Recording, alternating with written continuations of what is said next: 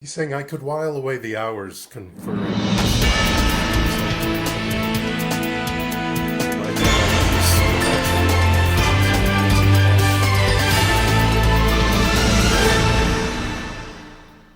well, the Scarecrow, we find out, of course, in the story, whether you read the books or just have seen the movie, he had a brain all along. And it might not look like yours or mine, but it was working. And as the story goes, even right away when he's telling Dorothy how to help him down from the pole, he has some wit and he has some smarts, and of course he has some kindness all there. It's all happening. What's missing really is his self-confidence. And in our own way, in our own moments, we step into moments where we don't even think we have a brain. You've probably heard that word dharma. Dharma is the act that is done when we are in consonance, when we are in communion with our highest nature, our life's purpose, our sacred gifts or talents are being put out there and shared and contributed to the world. It's a place where our zone of genius shows up. And we see for the Scarecrow that his zone of genius is there all along. He doesn't need what he believes he's missing. In this thing called You, my favorite book by Ernest Holmes, who wrote The Science of Mind and Spirit, he wrote that you exist that the divine feeling, fire, imagination, and creativity may be expressed through you. The Spirit comes to you with a new and fresh creativity. You need not ask what others have done or how they have done it. Be yourself and express life as you find it. Never imitate. Trust the self. Find the self in God or the divine or spirit, whatever you want to call it, and God in the self. I realized when I was looking at that piece from Wizard of Oz that the Scarecrow just doesn't get it at first. And sometimes we don't get it at first, where our competence is, where our brain, where our smarts, where our wits are, even though they're always there because we're born with them. In fact, it is in the mind, it is not in the brain. There are 5 levels of learning in mastering an idea, something you're learning, something you want to bring into your experience through the Dharma, through the divine urge that you're feeling, that your talents are showing you the way to contribute to life, to society, to yourself. The first one is unconscious incompetence, it's called. And that's when you don't know that you don't know. It's ignorance is bliss time. The second is conscious incompetence. Now you don't know. And you're in that pain of learning.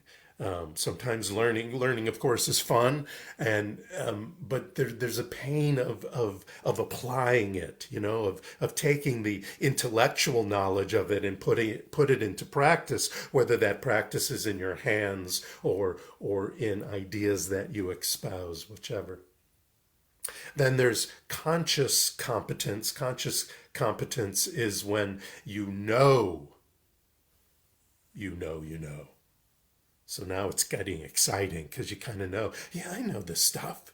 There's been many times where I've thought to myself, what am I talking about? I don't know what I'm talking about. And then somebody asks me a question and I start going at it and I see it takes hold and I leave that situation and I think to myself, you know what? I know that what I know. I can speak that what I know. Then there's unconscious competence. Now you know so much, you don't even have to know you know. And that's when intuition starts setting in. And it's that feeling that you just know, it just comes out of you. You don't have to even think about it, so to speak. And the final one is conscious, unconscious competence. Now you're able to reflect on the knowing, what you know, and teach others to know so that eventually they know what they know, what they know. In The Big Leap by Gay Hendricks, it says the goal in life is not to attain some imaginary idea. It is to find and fully use our gifts. My cousin makes quilts, and each quilt that she makes has a story to it. It's sort of like a journaling in a way for her. And many years ago, she decided to write a book based on the quilts, a picture book, and she would explain what the story is behind the quilt. And she's made 4 of these books now. I'm sure she's working on more. And at first, of course, she was stepping out of her comfort zone, writing a book, sharing this with other people other than the family and friends that she was sharing it, but actually putting it out there to the public to educate and inspire them. I don't know how to do that. But she learned. She stepped out of her comfort zone. She knew that this became a dharma to her. This became a way to share her divine self with others in a huge way, other than the friends and family that saw these quilts and heard the stories behind them. She's a wonderful storyteller and educator, but I'm sure she first entered that zone of unconscious incompetence when she decided to turn it into a book. And how do I sell this, and who's going to help me bring it out to the world, which she of course eventually did, and did it several times. The Scarecrow in the Wizard of Oz was in that zone too. He was confused from an assumed lack of brain power, which of course was just a lack of self-confidence. But we find out in the story that, he was newborn. He was only been around a few days before Dorothy found him. So of course he lacked self-confidence. Of course he didn't know where his abilities lie. He knew his Dharma, in a way, but he didn't know that he knew it. And yet he exhibited common sense, he exhibited logic, he exhibited quick wit all throughout the story, the movie. And when he reached the wizard, who gave him this symbolized brain, nothing new really happened except for the fact that he knew that he knew that he knew what he knew. His kindness was always there through the heart brain power. His imagination was always there, very witty character, through his gut brain power. This whole divine matrix was happening for him. That whole competence can be learned. That whole confidence in oneself can be acquired. The whole creation already exists in each and every one of us. All we have to do is tap in. For those who follow me on the New Thought Guy Reads series that I do on weekdays, I've been reading Neville Goddard all week, and I will continue on Monday. And for the last few days, we've been reading the book, The Power of Awareness. And he talks about creation being finished. The Big Bang already happened, and everything was created, but now the universe and ourselves are in an act of creativeness. And he says this: all that you have ever been or ever will be, in fact, all that mankind ever was or ever will be, exists now. Nothing is ever to be created. It is only to be manifested. Creativeness. Creativeness is that deep receptiveness to the creation, to that which already has been created in what we call space and time, which is everything. And It's it's what we tap into and how we tap into it and how often we tap into that. That is the work we do. There's infinite possibilities out there for us to become aware of. There's that divine urge in us that becomes our Dharma, and you don't have to have one Dharma, one purpose in life. You can reveal the divinity in you many times over in many different ways throughout your life. So don't think that just because you're of a certain age or not even of a certain age, that your new Dharma can reveal itself at any time and you can move your path as you desire.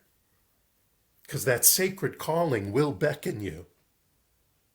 And it doesn't matter whether you're on the yellow brick road, whether you're in there's these hot, unlivable, desolate salt ruins in somewhere in Ethiopia where no one can live, even if you live there somehow, or if you live in the Hollywood Hills or any place in between.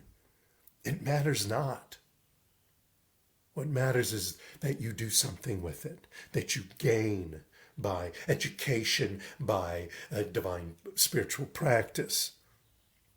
The competence, the unknowing competence, the knowing so well that it's unconscious competence in that idea. We just have to take the leap out of our comfort zone. Like I was talking about last week, there's this idea in us somewhere that we need to stay put, and somewhere in our mind, the monkey mind, the squirrels, whatever, the whirling dervishes keep telling us, don't do that, don't go there. Oh, you don't know what you're doing. It's going to be embarrassing. That's just our comfort zone screaming at us because it doesn't want to step away, doesn't want to go out on the limb, as they say. But we do. And when we do, and when we allow the Dharma and the divine to speak to us, that knowing that we know comes quicker. That idea, that education, those people who are going to assist us, our allies, show up. It's incredible. And our zone of genius can happen. And it can happen even now.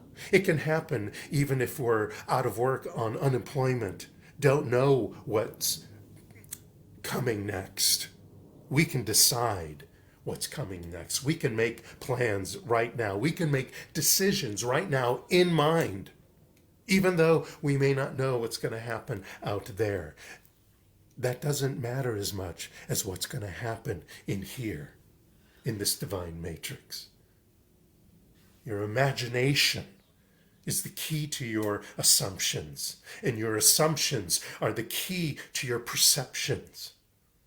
And the feelings that come through and from and at your perceptions are the key to the door to your manifestations. And if somehow you don't feel it now, that's okay. Intervene with your imagination. Discover your genius from the inside. Answer the call to uncover, liberate, reveal, express your divine genius from the inside. Don't let the stay-at-home stuff, the new normal, as they call it, anything else get in your way. Don't let it. Intervene. Use your imagination. Step into your creativeness. That can never be taken away. Because you've got more than a brain to work with. You got the entire universe to pull from. Start pulling. I want to bring in Reverend Jamie to this conversation. And before I do that, I want to make sure I give him another proper I'm laughing already. Another proper introduction. And so here we go.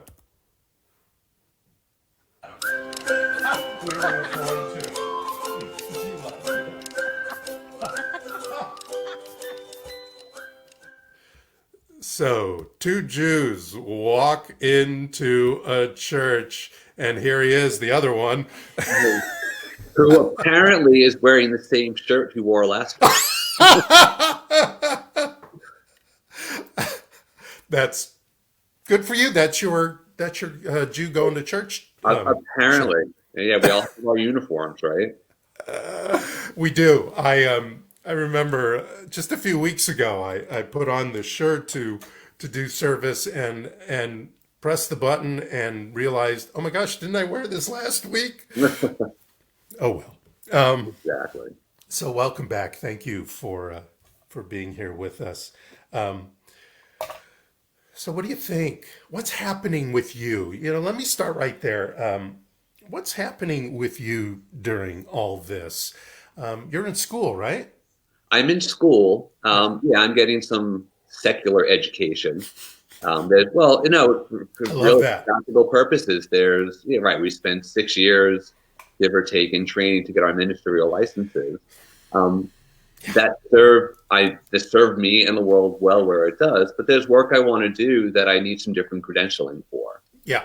So finishing some old academic stuff and moving it forward a little bit. So that's taking up a surprising amount of time. I have a bit Yeah. of a student ego. I like good grades, so I have the time to put time into it. Good. Good. It's really funny what this stay-at-home has, and this just hit me now, Oh, actually. uh-huh. Um, I'm as blessed as everyone else in my circle. Every time I talk to someone, like, well, we're blessed. We have nice homes and food and all of that. Yes, of course. So Yes. without celebrating the circle we're in, more so, and really in respect for anyone who might be circling this differently, I'm recognizing this stay at home for me on a personal level is like a big timeout. And what Hmm. I mean with that, it's like, kind of go in the corner and think about what you've done. Yeah. Because Yeah. it's been a very internal experience. Yeah. Wow. Wow. Yeah, that is so great. It Um, is. There's a big mirror put up, and because I'm not out, spending a lot of time job working, I'm less distracted by activity, and I'm really, really aware of what's going on inside. Or if I'm not aware of it, I've got a loving partner who will point out to me, like, point it out to you. this is Oh what's yeah. going on. And it's Me and it's too. I've had a really big ego adjustment of being able to receive that, you know, Yeah.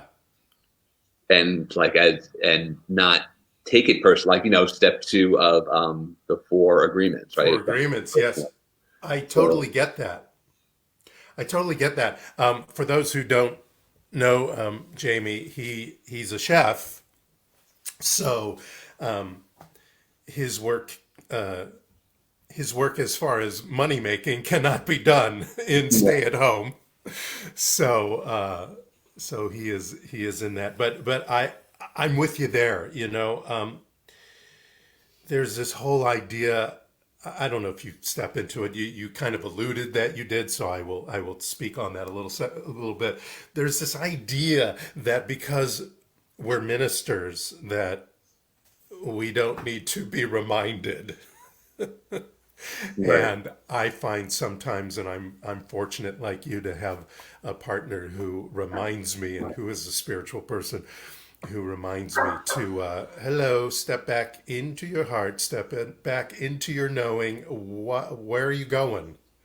I have to have a spiritual practice timeout that sometimes I forget to have. Oh, Uh, absolutely. It's like there are times where it's like you should go treat now. um, yes. and here's what it is too, is that, and I went through this, and we followed a similar path of study. So Yeah. you go through the foundational classes to begin deciding how this philosophy might feel for you. Then you do practitioner work, and I remember it somewhere in practitioner work, they were like, "Oh, I'm now learning to be a practitioner, but I still got all this stuff to deal with. Like, what's that mean?" And then I hit ministerial, and it took me half of ministerial to recognize I still have all this stuff to deal with. And it's almost like a college education that allows you to go out and begin the practice of whatever the profession is. The same thing in ministerial. It's like it doesn't absolve us from the process of life. but Yeah. hopefully it makes us better at dealing with it and seeing it. When you first asked me to be a part of this, and as you said in your great language, like, you know, talking about what the stay-at-home experience is, which we spoke of, and dealing with things like anger and distress and fear and difficulty in getting centered, as you said, a little light conversation. Um, Yeah. and all of that came up to me in your talk today when Mhm. you were talking about like the five stages of learning, Yeah. right? So stage one, fear, right? That's the ignorance part. Yeah. It's just what I don't.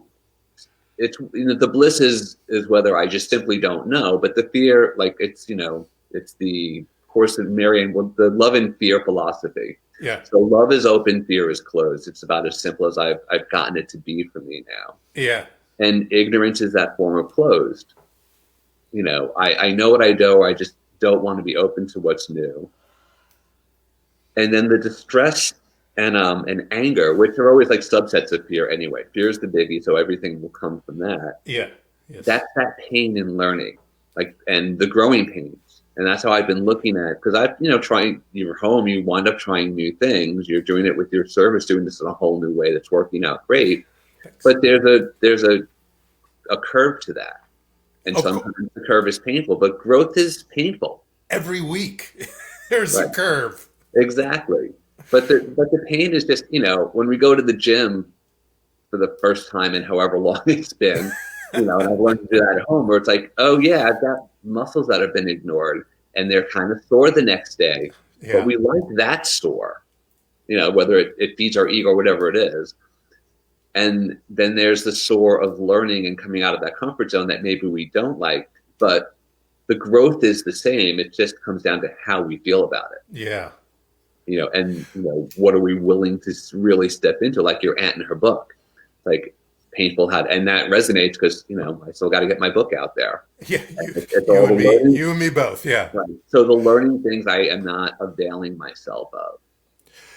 Isn't that interesting that because you brought up the transition for you and I, and I'm pretty sure the rest of our gang um, fell into this. There for those who don't know, a practitioner is sort of like a person you come to for prayer, for to know the truth about you and for you when you forget. That's about as simple as I can get it. But so once you become a practitioner, you can step into becoming a minister. And when you step into ministerial education, there's a lot of crossover. Wouldn't you agree, Jamie? There's a lot of stuff that I don't want to say we relearn, but is brought up again. And and there's this moment where I felt, at least, I don't want to speak for you, although you alluded to it. There's a moment where you feel like, well, wait a minute, I've already learned this. And then you realize there's always more learning, even in something you know. Even in Absolutely. something you know that you know that you know. Even in something that you know so much you feel like you can teach it. That unconscious conscious part that I was talking about. And that going even deeper into it was both exciting, full of fear, had a little fear in it, had a lot of love, otherwise we wouldn't have wanted to take that step into it, and exploded into this beautiful education and beautiful extension and expansion of our lives. And that's what I was talking about, that we all already had that zone of genius. We already had stepped into a dharma. Some of us had to be kind of pulled into it a little bit for one reason or another, but we stepped into it. And once we did and allowed that pool of divine water to come up and over and around us, it got easier, even when it got harder, because Right. the love was there, the heart was in it, Yeah, as and well as the also, brain. yeah, it's true with all of that, and some of that comes from experience. we've grown and we've grown again. And it's like we get used to what the thing of growing is. I just got the image when you were speaking of, because we come to this learning that we do, and then our dharma is to share it in however we do. Yeah. It's like we come to the learning, and that's the nest, and we are constantly landing in nest and being pushed out of nest, and that process doesn't change. I think that's just our evolution as divine beings, whether it's as a minister or a student or whatever. That doesn't Whatever. matter. Yeah. Because and it's always interesting when I reveal my humanity in the guise of my ministry. I have a minor chatter in the bed. One of the squirrels is like, "So, are you going to be the minister? Like, do you want a minister to? Do you think a person's going to want to go to a minister who's got all this stuff to deal with?" Right. And so my answer for that is yes. Like, where I am less of a pulpit or couch nail minister. Yeah. Whereas our pulpits. My ministry for me serves in just the one-on-one counseling and all that. Like, I can avail myself of knowledge and avail the world of knowledge. And this is not to disparage the process, but I can walk on water because of what I know. I can Yeah. be very fluent in my writing. I'm very clever. I'm very insightful. Yes. Yes, and absolutely. and it's like, wow. But I don't want to, like, I personally don't view myself as being very helpful if I can walk on water in front of someone who's drowning. What I do with this teaching is I can take this and I can get in the water and I can go underneath with you and I'll show you how to breathe underwater. And so it's not that stuff doesn't happen, but this, it's the fish, worrying about the bubbles. Like, I don't need that. I'm not gasping for air in the ocean. Yeah, that's beautiful. Oh, I love that. That's a great analogy. Yeah, so that's my dharma with this. Yeah. That's part of your dharma is Yeah. great analogies like that. Thank you, Jamie, so much for joining me.